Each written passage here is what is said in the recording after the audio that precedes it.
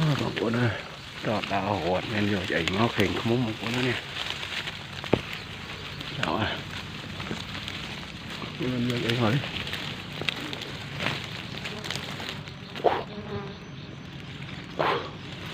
Cài ra một bữa nữa.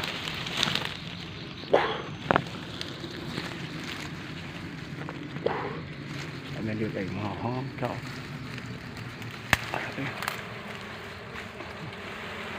Cài ra ôi cài ra. Nên chạy mò không mà cũng ngặt cài. Cạch lên một con này đây. Giờ chạy mò một con này đây. Một co. Mà chưa chạy mò thì muốn chói không cũng.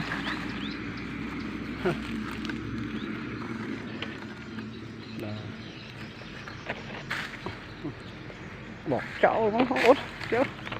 Bây giờ mình vừa chạy một đạn không. Xem bọc cho rồi.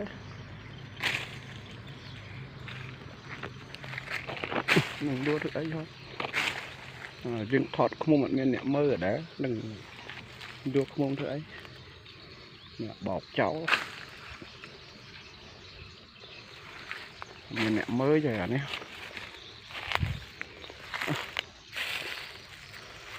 nó mơ bọc cháu vô thứ ấy